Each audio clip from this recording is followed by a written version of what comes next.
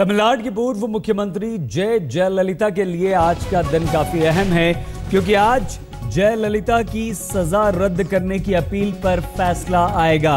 Karnataka high court आज जयललिता की आय से अधिक संपत्ति के मामले में दायर अपील पर अपना फैसला सुनाएगा। 4 साल की सजा जयललिता को मिल चुकी है, लेकिन उसके बाद उन्हें जमानत मिल गई थी और मुख्यमंत्री का पद उन्हें छोड़ना पड़ा था। 19 साल पुराना ये मामला है जिस पर आज फैसला आएगा। तो सुब्रमण्यम स्वामी की शिकायत भी इसमें हुई थी। 18 जून 1996 को यह मामला दर्ज हुआ था।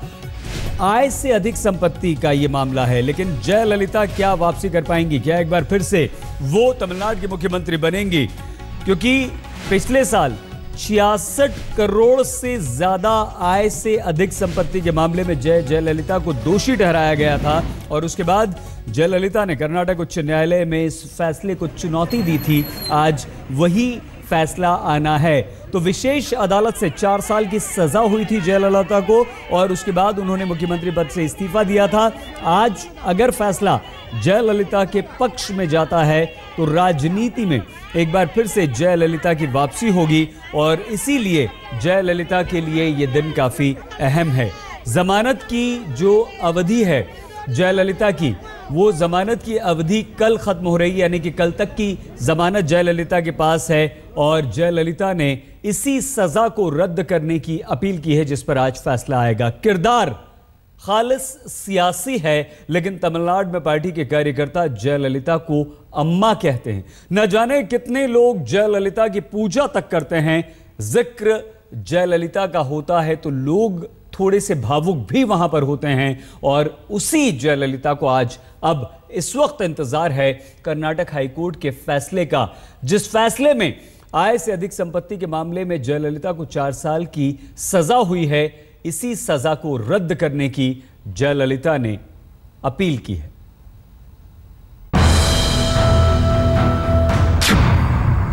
जयललिता की जिंदगी का बेहद अहम दिन।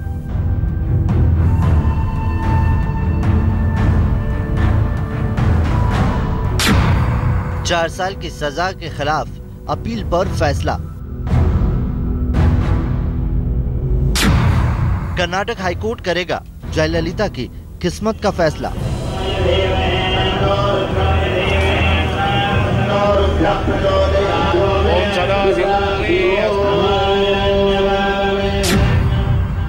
जयललिता के लिए मंदिरों में प्रार्थना।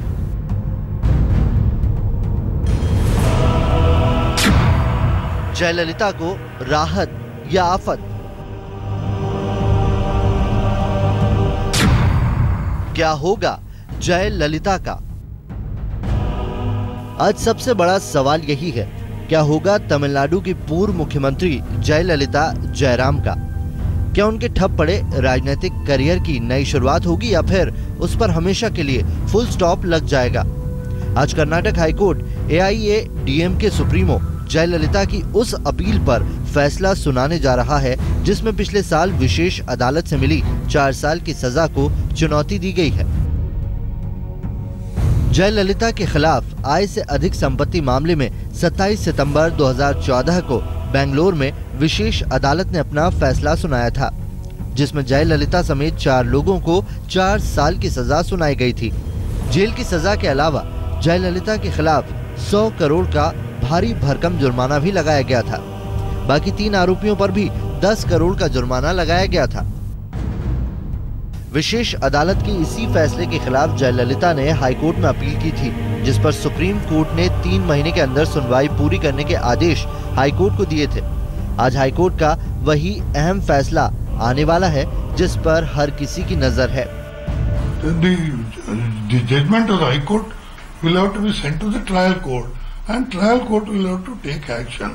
All this in a normal course, it will take some time. In the meantime, the accused have always the option to go to the Supreme Court by applying for a special leave. Jayalalithaa के खिलाफ आय से अधिक संपत्ति का यह मामला 19 साल पुराना है, जिसमें उन पर करीब 67 करोड़ रुपए गैर कानूनी तरीके से अर्जित करने का दोष साबित हुआ है। फैसला अगर जयललिता की अपील के पक्ष में आया तो फिर उनके रुके हुए राजनीतिक मंसूबे को नई संजीवनी मिलेगी। अगर जयललिता के खिलाफ फैसला आया तो मुमकिन है उनका सियासी सफर हमेशा के लिए मुरझा जाए। इंतजार कर्नाटक हाईकोर्ट के फैसले का है। बेंगलोर से प्रतिभा रमन और रोहिणी स्वामी के साथ आज तक ब्यूरो। अब से बस कुछ ही देर बाद यह फैसला कभी भी आ सकता है और उम्मीद ये की जा रही है कि 11 बजे के लगभग यह फैसला आ जाएगा। आज तक की नजर इस खबर पर लगातार बनी हुई है। सबसे पहले हम आपको जानकारी देंगे, लेकिन इस वक्त हमारी दो संवाददाता हमारे साथ इस खबर पर पूरी जानकारी के साथ जुड़ चुकी हैं। हमारे साथ रोहिणी स्वामी हैं और मौसमी सिंह हैं। रोहिणी हाईकोर्ट के बाहर हैं जहां पर यह फैसला आ जाना है, और जहां मौसमी हैं वो जयललिता का घर है और जबरदस्त फैंस उनके हैं। एक बात आपको और बता दें कि रोहिणी जहां पर मौजूद है वहां धारा 144 लगा दी गई है और पुलिस को डर यह भी है कि भारी तादाद में जयललिता के समर्थक जो हैं वो बाहर निकलेंगे। आतिशबाजी हो सकती है, नारेबाजी हो सकती है, उनके समर्थन में लोग घरों से निकल सकते हैं। स्थिति को नियंत्रण में करना भी एक बड़ी जिम्मेदारी है। तो सबसे पहले रोहिणी, क्या कुछ उम्मीदें आज जयललिता को हैं अपनी राजनीतिक वापसी को लेकर इस फैसले पर?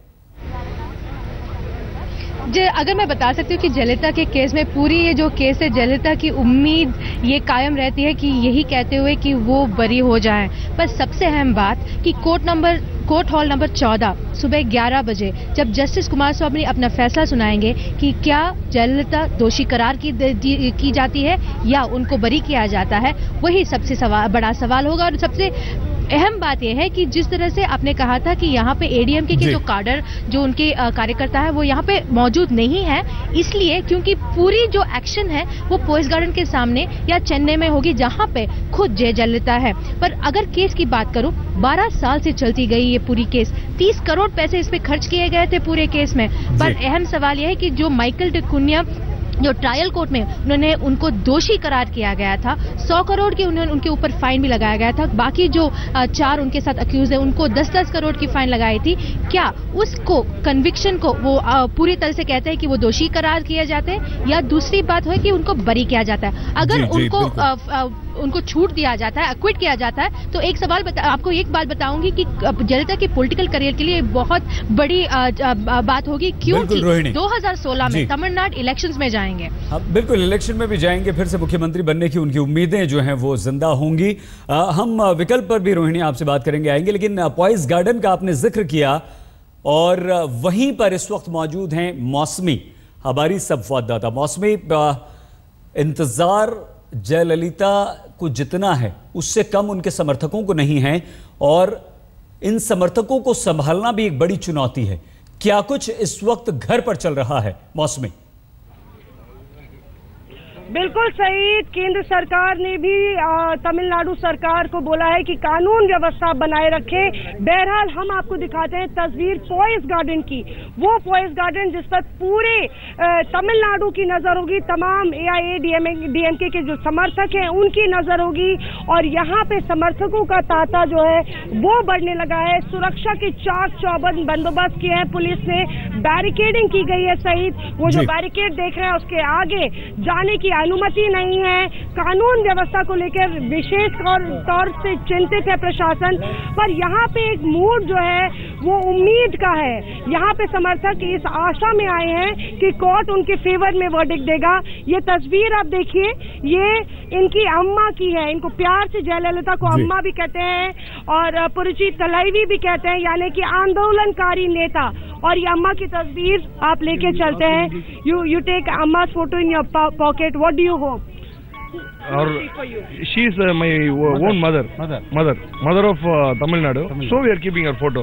Actually, on the other side you can see this God. Okay, the other side is Amma. So we think Amma is our God. अम्मा गॉड, अम्मा भगवान है इनके लिए। यहाँ पे जो समर्थक आए आप देख रहे हैं, फूल भी है यहाँ पे, फल भी है, प्रसाद भी है, मिठाई भी है, जोश भी है, जश्न भी है। कोर्ट के ऑर्डर आने से पहले ये आलम है, तो आप सोच सकते हैं कि किस तरह से हजारों AIADMK समर्थकों की उम्मीदें हैं। Court order is coming. What do you hope? Pray for Amma? Pray for Amma, pray for Amma for public. We are liking, we are heart of soul, we are soul of Amma. Heart and soul is Amma. जरा आप सुनेंगे तो यहाँ पे अम्मा के locket भी हैं, अम्मा की की चेन्स हैं, अम्मा की अंगूठियां। इस तरह से जयललिता को एक तरीके से उनकी पार्टी में पूजा जाता है। पीछे आप देखें तो पुलिस के कुछ कांस्टेबल्स आपको नजर आएंगे। मीडिया का भी तांता है। साफ तौर पे 7 महीने से अम्मा ने उनके समर्थकों को दर्शन नहीं दिए। उनके लिए तो दर्शन ही होते हैं। 2 हफ्ते से वो किसी भी बड़े नेता से सईद नहीं मिली, तमाम आला अधिकारियों से नहीं मिली, और एक तरीके से चेन्नई आज थम सा गया है। चेन्नई में समय रुक सा गया है। 11 बजे का इंतजार है जब दूर कर्नाटक से जो फैसला आएगा वो आज चेन्नई की सियासत किस करवट बैठेगी उसका फैसला करेगा। बने रहिए बॉस में आप भी और रोहिणी आप भी, क्योंकि दोनों से हम आगे और भी बातचीत करेंगे। 66.5 करोड़ आय से अधिक संपत्ति का यह मामला है। विशेष अदालत ने 4 साल की सजा जयललिता को सुनाई थी। 100 करोड़ रुपए का जुर्माना लगाया गया था। लेकिन आज अगर फैसला जयललिता के हक में आता है तो राजनीतिक वापसी जयललिता की जबरदस्त इंतजार उनके समर्थकों में भी।